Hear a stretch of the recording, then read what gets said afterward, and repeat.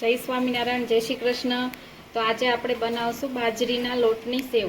બાજરી ખાવામાં હેલ્ધી બી છે અને અત્યારે ચોમાસાની સિઝનમાં ગરમ પણ નહીં પડે। તો સૌપ્રથમ સેવ બનાવવા માટે મેં બાજરીનો લોટ લીધો છે, ચણાનો લોટ લીધો છે, આરા લોટ છે, એક બાફેલું બટાકું છે, સંચળ પાવડર છે, મીઠું છે, જલજીરા પાવડર છે, આમચૂર પાવડર છે અને હિંગ છે।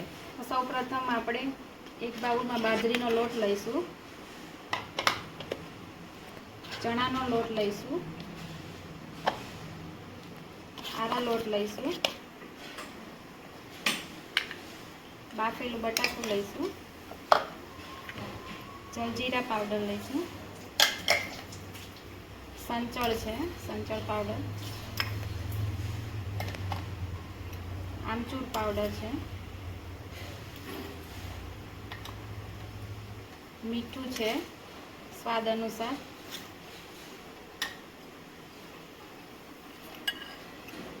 અને થોડી હિંગ। હવે મિક્સ કરી લઈશું। મિક્સ થઈ ગયો છે। હવે આપણે થોડું પાણી નાખીને લોટ બાંધી લઈશું। તેલ નાખી દઈશું। લોટ બંધાઈ ગયો છે આપણો। હવે આપણે સંચામાં ભરી દઈશું। તેલ ગરમ થઈ ગયું છે। હવે આપણે સેવ પાડી લઈશું। આપણી સેવ થઈ ગઈ છે। હવે આપણે એક પ્લેટમાં કાઢી લઈશું। આવી રીતે બધી સેવ બનાવી લઈશું। તો તૈયાર છે આપણી બાજરીના લોટની સેવ। તો હવે આપણે એને સર્વ કરીશું।